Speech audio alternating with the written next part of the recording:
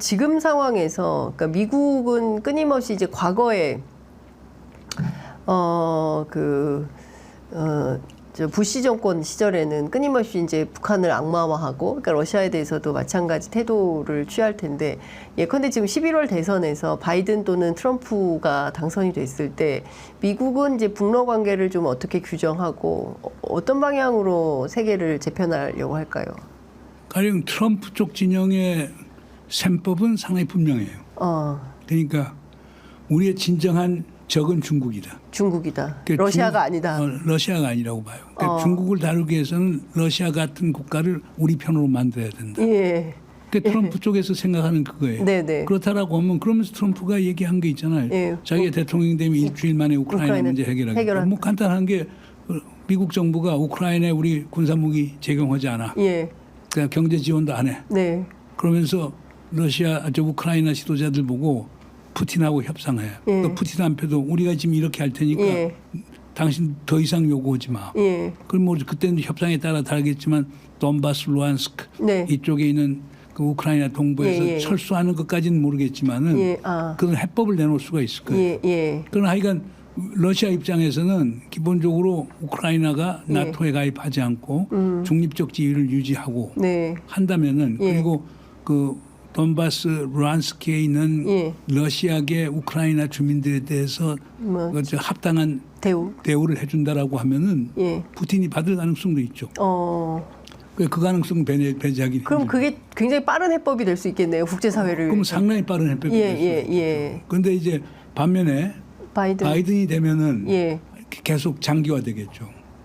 누가 우크라이나에 대해서 예. 지금 제공을 해주고. 그러나 이제 문제 여기 기본적인 차이가 있죠. 근데 네. 트럼프 입장에서는 네. 미국의 국가 이익을 위해서는 푸틴이 뭐 독재자고 뭐가 I don't care. 예. 만나서 예. 미국의 국익에 맞는 결과를 얻으면 된다는 주장이고, 예. 뭐 바이든 입장에서는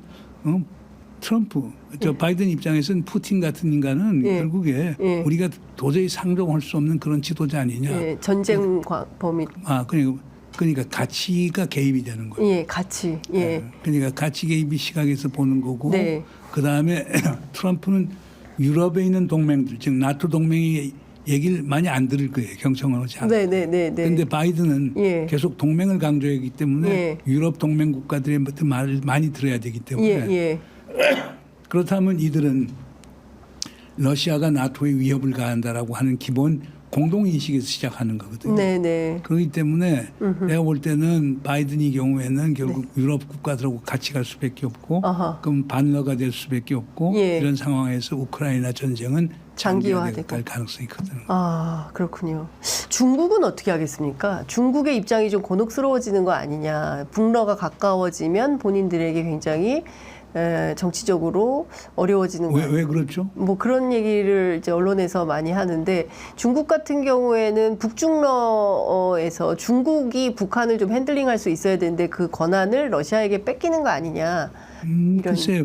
이런 건 있어요. 근데 그런 시각을 보는 분들은 대부분 1960년대 초 네. 그 중소 국경 분쟁이 일어났었을 때 네. 북한이 아주 기회주의적 외교를 하면서 뭐 중국 쪽에서도 많은 걸 얻어내고 소련에서도 많은 걸 얻어냈던 그런 사례가 있었거든요. 네네.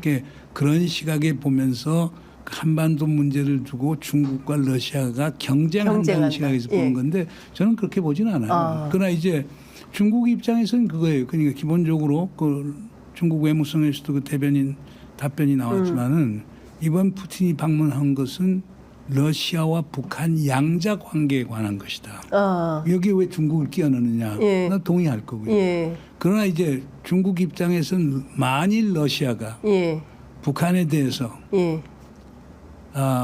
첨단 군사 기술이라든가 예. 또는 군사 무기를 제공하는 것에 대해서는 상당히 우려를 표할 거예요. 예. 그리고 러시아가 만약 북한이 핵무기 보유에 대해서 용인하는 태도를 취하더라도 중국은 우려를 표명할 거예요. 네. 그리고 이거는 러시아와 중국 정상 간에 충분한 협의가 있을 수 있다고 봅니다. 그러나 지금 당장 푸틴이 평양을 방문하고 네. 그리고 평양하고 러시아 관계가 개선되는 게 중국에게 그것이 상대적 손실을 가져온다.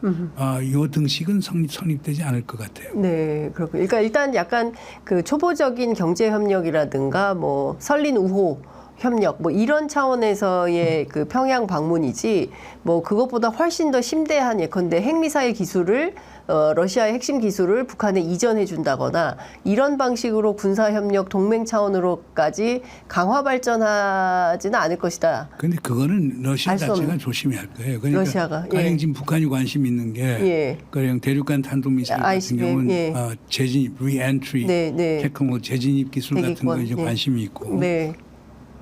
그리고 ICBM을 다탄두, 핵탄두를 다탄두로 넣어서 발사할 수 있는 다탄두 기술이 필요하고 다탄두 하려고 하면 또 핵탄두를 소형화시켜야 된다. 경량화시켜야 된다. 이런 기술들.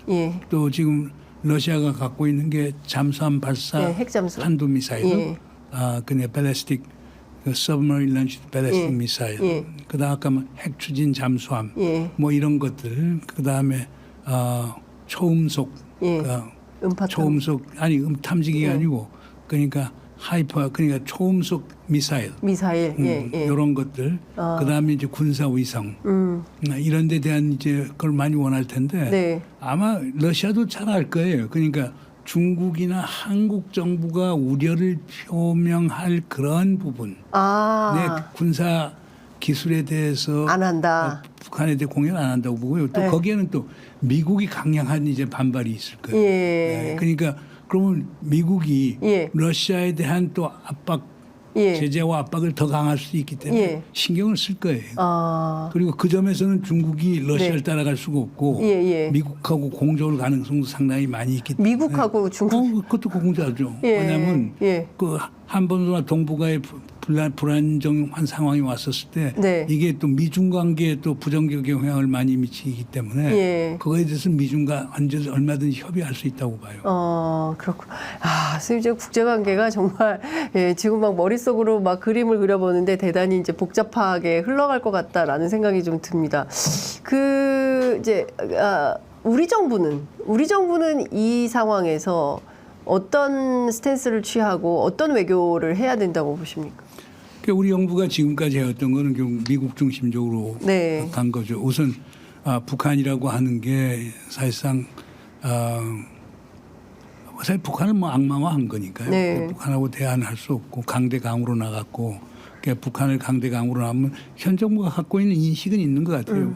북한이 그렇게 강한 국가는 아니고 약한 국가라고 하는 인식을 갖고 있고 그래서 군사적 압박 정책, 억지 정책과 그다음에 제재를 통한 최대한의 압박 정책을 강하게 하고 국제사회 지지가 있을 경우에는 북한이 항복을 해서 나오거나 북한이 아니면 붕괴할 거라고 하는 이런 기본 인식이 깔려져 있는 것 같아요. 그럼 김태호 1차장의 인식이기도 모르겠어요. 그 친구 인식인지 모르겠지만 근데 대부분 뭐 현 정부에서 일하는 뭐 학자들 내가 비교적 소상히 아는 친구들인데 그 친구들 인식이 옛날부터 그런 생각을 갖고 있었어요.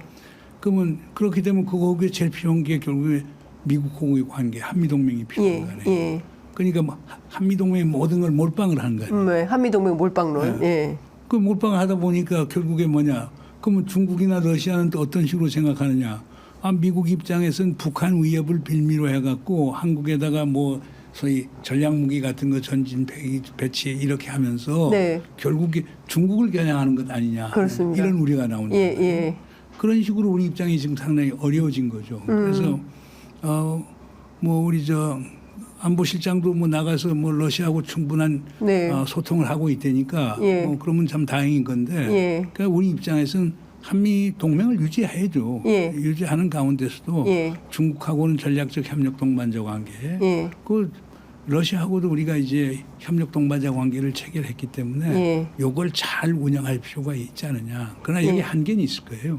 남북한 관계가 악화가 돼버리면은 이런 움직임이 한계가 될 수밖에 없어요. 남북한 관계가 악화가 되면은 남북이 적대식 되는 건데 그럼 북도 우리도 자 우리는 북한 위협 때문에 미국 일본하고 또 협력해야 되고 또 북 입장에서는 자기들도 어려우니까 러시아, 중국하고 협력할 수밖에 없고 그럼 우리가 원하든 안 하든 남방 삼각축하고 북방 삼각축에 예. 보이지 않는 대립축이 생기게 되고 예. 그럼 그게 신냉전이 시작될 수 있는 거거든요. 그렇습니다. 근데 이걸 막아야 예. 우리의 평화 생존 번영이 보장이 되는 건데 네. 지금 그렇게 안 되고 있는 것이 안타까운 일일 뿐입니다. 예. 즉각적인 회담을 좀 제의할 필요가 있다. 윤석열 대통령이. 누구에게? 북한을 향해서요. 뭐 군사회담을 하든 뭘 하든 해서 남북이 좀 만나서 문제를 해결하고 한반도의 위기를 좀 수그러뜨리는 그런 북이 노력. 이미 선언했는데요.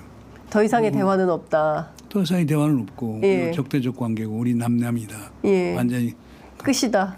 그러니까 이런 상황에서 북한하고 지금 대화 통로를 여는 게 쉽지는 않을 거예요. 그렇다고 그러니까 우리 뭐 정보기관 같은데도 오히려 북한을 흔드는데 네. 민주주의 인권 이렇게 들고 북한 흔드는데 앞서는데 어느 날 갑자기 가서 우린 당신들하고 공존할 수 있고 당신들하고 신뢰를 구축할 수 있고 그러니까 당신들하고 대화합시다. 예. 그 북에서 나오겠어요? 근데 선생님 지금 보면 뭐 대북 확성기까지 간 상태에서 다시 소강 국면이긴 합니다만 막 오물풍선이 날아오고 뭐 앞서 말씀하신 대로 방벽을 세우고 이런 방식으로 극단적인 대립이 되면 국민들이 굉장히 불안할 수밖에. 예, 심지어 미국이 얼마나 걱정을 해요. 미국이 그러니까, 연합사가 나서 아니 유엔시 유엔군 사령부가 예. 그러니까 유엔군 사령관 연합사령관, 예. 주한미군 사령관이 같은 사람이에요. 그러니까요. 네. 예. 모자 계속 바꿨으면서. 유엔군 사령부에서 예. 스피커 저렇게 하는 것이 휴전협정 위반이니까 네. 자제해달라고 요청을 했는데 예. 이게 또 뭘 의미하느냐면 예. 미국 정부도 지금 걱정이 많죠. 미국 정부도. 왜냐면 바이든 행정부 11월에 대선 나와야 되잖아요. 예. 근데 지금 우크라이나 사태 터졌죠. 가자 사태 터졌죠. 대만 지금 위태위태하죠. 예. 거기다가 한반도에서 군사적 충돌이 충돌까지. 일어난다. 그럼 바이든 행정부 외교 정치는 최악의 실패가 된다. 예. 그러니까 바이든 행정부 원하겠어요? 예. 그러니까 바이든 행정부 입장에서는 그냥 미국은 두 가지 그 수단이 있죠. 네. 하나는 그 유엔군 사령부를 통해 갖고 남북한 간의 적대적 행위 또는 도발적 행위를 중지시키는 역할을 할 수가 있고 네. 두 번째 주한 미군 사령관이자 연합사령관 한미 연합사령관은 정시 작전 통제권을 갖고 있거든요. 그렇습니다. 예. 그럼 우리가 디펜스 컨디션 그러니까 예. 데프콘 3 이상으로 가게 되면은 준전시에 해당이 된다. 네, 예. 그러면 우리 대한민국 군 부대를 이동하고 하는 권한이 주한미군 사령관이자 연합사령관에게 넘어갑니다. 네. 그렇기 때문에 주한미군 사령관이 한국군이 공세적 배치를 막을 수도 있겠죠. 네. 단 한국군이 정당 방위에 의해서 하는 것은 거기서 어쩔 수 없는 거지만 네. 군사 계획을 세워서 움직이는 데는 연합사령부 사령관이 개입을 해서 막을 수도 있기 때문에 네. 미국 정부가 이런 점에서는 어떻게 보면 상당히 유효한 역할을 할 수가 네. 있는 거죠. 그러니까 이제 어떻게 보면 그러니까 문재인 정부 때 있을 때 전시작전 통제권 이제 네. 환수한다고 그랬잖아요. 네네네. 그런데 그 환수 못했다는 그렇습니다. 거예요. 환수 못한 게 꼭 나쁜 건 아니다. 그러니까 한국 정부가 자의적인 군대 이동을 네. 차단할 수 있는 기제로 사용할 수 있기 때문에 네. 그렇게 볼 수도 있죠. 차라리 잘 됐다 이런 생각을 해야 되는 수준이니 참 그렇습니다. 그러면 지금 그 상황에서는 긴장은 당분간은 계속 고조될 수밖에 없겠다라는 생각인데 북한의 입장에서는 그 지금까지 가지 않았던 새로운 길이 되면서 경제적으로는 굉장히 부흥기를 맞게 될 가능성이 높겠네요. 이제 더 이상 뭐 근데 북한은 네. 그러니까 북한의 행태를 보면 그래요. 네. 뭐 북한도 부국강병을 네, 원하고. 지금 하고 있거든요. 네.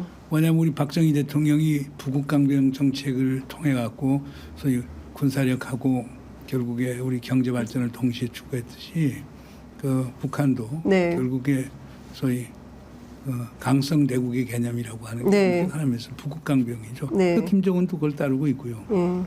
근데 지금 북한의 포커스를 보면은 그 강병 쪽은 어느 정도 구축이 됐다고 생각하는 것 같아요. 네. 그건 무슨냐면 북한이 핵무력 완성. 전술핵을 이제 보유하고 있고 네. 전방에 배치하고 있고 예. 그러니까 한미가 군사적 도발을 했을 때 자기들이 막을 수 있는 기제를 갖고 있다. 예. 그렇다면 어디다 역점을 줘야 되냐? 경제에 역점을 줘야 되냐. 그게 2010 사업이라고 해서 네. 그러니까 북한의 20개 지방 단위들을 선정을 해갖고 네. 10년 동안에 예. 결국 전부 다 해서 200개 정도의 농촌형 공장을 건설하는 지금 사업을 시작하고 있거든요. 예. 그 이유는 뭐 김정은이가 분명히 얘기해요. 북한도 도시와 농촌 간의 격차가 너무 심하다. 아, 북한도 양극화. 양극화가 심해서 네. 지방 정부들을 살려야 되겠다. 그 방법 중에 하나는 지방에도 공장들이 있어야 되겠다. 예. 근데 그 공장을 짓는 부대들을 소위 124 연대가 해요. 예. 인민군 연대들이 가세요. 예. 124는 그 교시가 네. 1월 24일 금년도 1월 24일 나왔다고 해서 예, 124 연대라고 연대. 해서 그 연대가 지금 20개 도시에 좀 더 배치가 돼 있다는 거예요. 일개 연대 병명이 3,000에서 5,000을 침대하고 보면은 예. 결국 20개면 그것만도 얼마입니까? 그러네요. 예. 그러면 결국에 많으면 10만, 네. 적어도 8만 정도가 지금 가 있는 거거든요. 10만 대군이 움직이고 있는 거예요. 그러니까 그건 뭘 얘기하느냐면 북한이 네. 경제 발전에 지금 엄청난 역점을 두고 있다는 거죠. 예. 만약 북한이 남한하고 전쟁 벌린다라고 생각하는데 그냥 10만 되는 군인들을 결국에 경제. 공장 짓는데 산업 산업 일꾼이 예, 된 거잖아요. 되고 있죠. 군인들이. 예. 그러니까 그런 측면은 분명히 있는 것 같아요. 예. 그러니까 지금 북한의 행태를 보면 상당히 예측 불허한 행태들이 있는데 네. 근데 우리가 객관적 지표들 쭉 보고 예. 행태를 봤었을 때 북한도 지금은 핵 있으니까 미국 한국이 우리 함부로 치지 못할 것이다. 아하. 그럼 경제 발전이다. 그럼 경제 발전 중에서도 결국에 뭐냐? 그 농촌 중심의 네. 발전이 필요하다. 예. 그럼 그걸 요구면 결국에 인력, 네. 물자 어떻게 되느냐? 예. 군을 동원하자. 지금 이렇게 해서 움직이고 있기 때문에 네. 그건 상당히 흥미있는 현상인 것 같아요. 그러니까요. 그러면 이 경제 발전을 일으키고 북한하고 러시아가 사실상 그 노동자들을 북한의 노동자들을 뭐 시베리아에 보내고 그리고 또 이제 뭐 교육이나 뭐 이런 여러 가지 인프라를 러시아에서 도와주는 방식의 경제 협력도 나올 가능성이 있다는 보도가 그게 이제 있는데요. 그게 유엔 안보리 위반. 이렇게 결의안 위반이죠. 예. 그러니까 이제 그거에 대해서 근데 러시아 입장에서는 그거 신경 안 쓸 것 같은데요. 그러거나 그러니까 말거나 예. 그러니까 북한 노무자들이 네. 시베리아 쪽으로 와갖고 예. 거기서 일하면서 임금 받아서 이제 본국에 송환하고 하는 건데 네. 그건 좀 지켜봐야 될 것 같지만 지금도 그런 북한 노동자가 그 블라디보스토크 포함해서 예. 극동 지역에서 지금 일을 하고 있기 때문에 네. 그건 아마 그 지속이 될 것 같아요. 네. 그리고 러시아가 유엔 네. 안보리 제재 결의안을 위반할 가능성이 상당히 클 거라고 봐요. 물론 또 다른 명분은 들고 나오겠죠. 네. 근데 말씀해 주신 대로 이제 그동안에는 미국 중심적으로 그리고 또 유엔 안보리의 대북 제재나 이런 것들이 먹혔고요.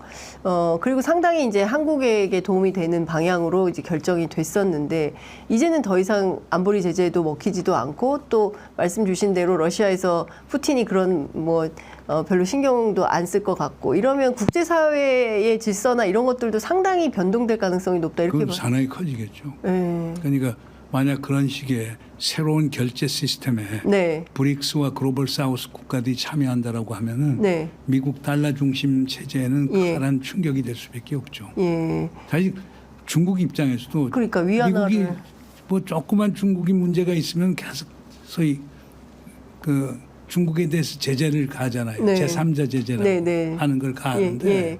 그러면 제3자 제재는 그거예요. 그러니까 미국이 원하지 않은 그런 국가나 기업하고 중국 기업들이 거래를 하게 되면 그 중국 기업과 거래하는 중국 은행이 네. 미국 은행하고 거래를 못하게 함으로써 그렇죠. 국제사회에서 고립시킨다는 네. 거거든요. 네. 그런데 그러다 보니까 중국도 너무 그동안 이제 피해를 당하니까 네. 지금 중국이 하는 것은 그 디지털 커런시, 네. 디지털 화폐를 도입해 갖고 미국 달러 필요 없이 네. 특히 그 1대1로 예. 사업에 참여하는 국가들을 회원국으로 해 갖고 예. 모든 걸 지금 디지털 화폐를 갖고 전자 결제를 하게끔 하고 예. 있거든요. 예. 그걸 이제 중국의 인민은행, 중앙은행이 거기에 대해 이제 보증을 해주는 건데 만약 그런 시스템이 활성화가 되고 러시아가 거기에 참여하고 북한이 참여하고 이렇게 된다라고 하면은 미국 달러 중심 체제라고 하는 거고 완전히 떨어진 새로운 시스템이 만들어지게 됩니다. 예. 그러면 미국이 예. 제재라고 하는 이 정책 카드를 네. 효과적으로 쓰기가 점점 어려워지겠죠. 그러니까 미국의 그런 제재라는 카드가 효과적으로 사용이 안 된다면 또 다른 방법의 대안을 고안을 하게 될 텐데. 그러면 중국, 러시아 네. 이 다른 국가들, 예. the rest, 그 예. 이외의 다른 예, 예. 국가들도 또 그거에 빠져나가는 방안을 생각을 해나겠죠. 야. 그러니까 그만큼 국제 질서가 네. 어떻게 보면 침식되고 약화되는 거라고 얘기를 할 수 있겠어요. 예. 그러면 이 중국 입장에서 볼 때는 지금 그 통화 체제를 바꾸는 것은 중국에게 상당히 이익이 된다고 보고 거기에 편승할 가능성도 있겠네요. 아니 중국은 원래는 인민폐의 국제화를 시도를 했었어요. 네. 근데 성공을 못 봤죠. 그게 아마 지금 인민폐 중국 네.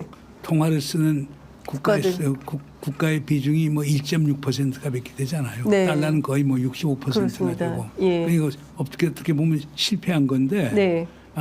그거에 대한 대안으로 찾아난 게 바로 소위 인민폐의 디지털화예요. 네. 그러니까 디지털 커런시로 만들어갖고 네. 중국 같은 데는 거의 한 지금 150개 조그만 소도시를 중심으로 해서 지금 전자결제 네, 하는 디지털 화폐를 사용하고 있거든요. 예. 그러니까 이거를 지금 국가 간에도 확장을 시키는데 우선 시작은 1대1로 참여 국가들 중심으로 한다니까 네. 그 1대1로 참여 국가가 대부분 브릭스 국가고 글로벌 사우스의 일부거든요. 예. 그러면 이들 경제권이라고 하는 게 미국 달러권하고 동떨어져 갖고 새로운 시스템. 그러니까 미국 은행 사용하지 않더라도 예, 다 되는, 얼마든지 거래할 수 있는 거래할 수 그런 있는. 시스템이 될 수가 있겠죠. 두 개의 세계가 가능해지겠습니까? 그렇게 되면 이제 두 개의 세계가 가능해질 수 있겠죠. 그런데 뭐 제일 좋은 국가는 두 개의 시스템을 다 같이 하는 게 제일 좋겠지. 예. 인도 같은 데 아마 그렇게 할 거예요. 인도 같은 나라가 성장 가능성이 높다. 왜냐하면 둘 다 양쪽에 다. 양쪽에 다 하고. 예. 그리고 한국도 왜 우리가 한쪽에 꼭 갈 필요가 있느냐 예. 하는 게 나오는 거죠. 우리도 양쪽 다 가면 되는 거다. 네. 그건 이제 누가 정권을 잡느냐에 따라 다르겠지만 우리 대한민국 국민이 이왕이면 양쪽 다 하는 게 좋지 네, 않겠냐 네, 네. 나오겠죠. 예. 아니, 오늘 이재명 대표랑 함께 간담회 하셨는데요. 사실 윤석열 정부 외교 노선에 대해서는 더 뭐 얘기할 것도 없는 수준이어서 중요한 것은 민주당이나 다음 그 수권 가능한 정치 집단에서 이 외교 문제를 어떤 관점에서 어떻게 풀려고 하느냐. 특히 이재명 대표가 무슨 생각인지도 굉장히 궁금한데요. 글쎄 뭐 이재명 대표 주로 이제 질문을 했기 때문에 근데 이재명 대통령의 고민은 이런 것 같아요. 예. 외교안보에 대해서 본인이 생각이 쭉 있는데 예. 이걸 발언했다가 또 정치적 공세가 들어오면 어떡하느냐라고 하는 예. 그러니까 한편에서는 발언 네. 그리고 우리 국민 모두에게 도움이 되는 외교안보 정책이 있고 예. 근데 그걸 발설을 했었을 때 예. 보수 진영에서 엄청난 정치적 공세가 오면서 자기가 입지가 어려워지는 네. 이 고민을 많이 하는 것 같더라고요. 그래서 그런 고민들 하고 있는데 그러나 하여간 뭐 이재명 대표는 기본적으로 강조하는 게 네. 그 최고의 안보보다 더 좋은 게 평화다라고 하는 것. 뭐 그건 뭐 항상 하는 얘기지만 그렇습니다. 그러니까 전쟁에서 승자는 없고 뭐 예. 패자가 된다는 얘기를 했는데 네. 뭐 그 관점을 얘기를 하고 그다음 미국하고 관계도 중요하지만 네. 중국 러시아하고 관계도 상당히 중요하고 그래야만 지금 남북한 관계에 물꼬를 틀 수 있다라고 하는 얘기. 네. 뭐 평소 생각하는 얘기들 좀 예. 얘기했어요. 그 북한과 남북 관계도 좀 새로운 관계 정립이 좀 필요한 단계로 나아가는 거 아니냐. 특히 이제 김정은 위원장의 판단이 이제 그 교전 중인 적대적 두 국가론이 확실하다고 한다면 우리도 거기에 맞는 새로운 외교 노선을 좀 남북 관계를 가져가야 되는 거 아니에요? 과거식으로 뭐 우리 민족끼리 뭐 통일 뭐 이런 방식으로 되겠냐라는 고민도 있는 근데 것 뭐 같습니다. 우리 입장은 뭐 한국의 진보 세력의 기본 입장은 평화 먼저. 네, 평화. 그다음 통일 나중에. 네. 뭐 이걸 분명히 했기 때문에. 선평화 후통일. 예. 그러니까 평화를 먼저 한다라고 하는 것은 평화가 어떻게 이루어져요? 긴장을 완화하고 네. 신뢰를 구축하고 뭐 종전선언 채택을 하든 안 하든 결국에 정전협정을 평화협정 체제로 전환시켜 나가고 그 과정에서 소위 냉전 체제를 해체시켜서 국제 환경을 개선하고 네. 다른 한편에서는 국민적 합의를 구축해서 초당적으로 평화 대한 그 국민적 여론을 구축하자. 이게 기본적인 아이디어였거든요. 네. 뭐 교과서적인 해법인데 예. 뭐 아빠 민주당도 그 시각에서 보는 건 아니겠어요? 네. 그러니까 내가 볼 때는 북에 대해서 무슨 다른 접근 필요 할 수 없는 게 북이 입장에서는 시작한 게 뭐 북이 주장은 그거예요. 남에서 강으로 나니까 우리도 강으로 나가고 네. 남에서 뭐 보수 진보 정부 할 거 없이 가만히 보니까 보수 진보 정부의 목표가 결국에 북한 체를 무너뜨려 갖고 흡수통일을 하는 거더라. 네, 네. 그 늦게라도 발견했는데 예. 이제 이런 남쪽 호구는 상종하지 않겠다. 않겠다. 이게 핵심이란 말이에요. 그렇죠. 그러면 결국에 우리가 북한에 대해서 그 체제 전복의 의도가 없다.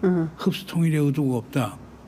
그게 사실상 보수 정부 심지어 진보 정부 진보 정부 네. 심지어 보수 정부에서도 그런 입장을 유지해 왔거든요. 네, 그게 네.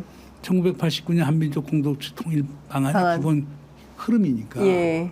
근데 지금 그걸 북에 설명을 해서 예. 야, 우리 체제 전복의 의사 하나도 없고 흡수 통일이 아니고 우리는 합의 통일하려고 그러고 네. 그리고 거기까지 가기 위해서는 그 3단계 통일 방안에서 첫 단계에서 교류 협력하고 화해 협력하는 거 하고 2단계에서 저 소위 중간 단계로서 남북 연합 네. 정상회담을 정례화, 강요회담 정례화, 국회회담 정례화 이렇게 시키고 그러면서 남북한 간의 신뢰가 충분히 쌓이고 남북한 간의 동질화가 많이 이루어지면은 3단계에 가서는 남과 북의 주민들이 국민투표를 통해서 우리 미래를 결정하는 거다. 네. 거기 뭐 영구 분단으로 갈 수도 있고 소위 연방제 통일로 갈 수도 있고 네. 남북 연합제 통일로 갈 수도 있고 뭐 여러 가지 형태로 갈 수 있는데 그건 우리들 결정할 일이 아니고 우리 후손들이 결정한 일이다. 그럼 우리 중요한 거는 하여간 교류협력과 평화공존이라는 1단계 그다음에 그 협력과 통합을 제도화시키는 남북 연합 단계 네. 2단계 이것까지만 열심히 하자. 그러면 이 두 단계는 사실상 네. 뭐 북한 체제를 전복시키고 무슨 흡수통일하고 이게 아무런 관계가 없는 예. 거거든요. 예. 그러니까 이제 그런 점에서 우리가 북측하고 충분한 대화를 해야 되는데 네. 문제는 그런 아예 통로가 완전 닫혀 있기 봉쇄된 때문에 상황이겠죠. 그런 점이 상당히 절망스럽죠. 예. 그래서 내가 현 정부를 참 문재인 정부 때는 뭐 정상회담하면서 희망은 줬는데 결국 나중에 되는 게 없더라. 그래서 희망 고문을 한다는 얘기가 나왔는데 예. 현 정부는 뭐 처음부터 끝까지 되는 게 없으니까 절망 고문이 우리 국민을 예. 어렵게 하고 있다는 생각이 듭니다. 네, 그렇군요. 그 이제 시간이 다 돼서 마무리를 해야 되는데요. 그 얼마 전에 윤석열 대통령 중앙아시아 3개국 순방 마치고 돌아왔는데 그 소위 얘기하는 K 실크로드를 만들겠다는 건데 이게 가능성이 있는 겁니까? 뭐 노력하면 되겠죠. 네.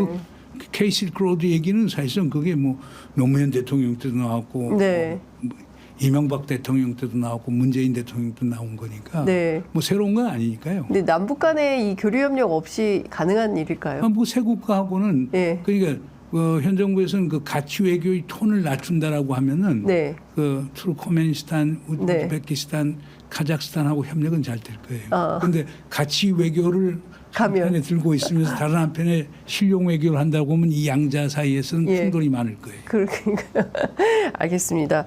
예, 선생님 끝으로 한 말씀 듣고 마무리하도록 하겠습니다. 끝으로 꼭 하시고 싶으신 말씀 있으면 한 말씀 듣고 마무리하겠습니다. 글쎄요, 모든 게 잘 돼야 될 건데 예, 모든 게 잘 되기를. 모든 거 잘 되기를 바라겠습니다. 네, 알겠습니다. 오늘 말씀 여기까지 듣도록 하겠습니다. 선생님 말씀 잘 들었습니다. 감사합니다.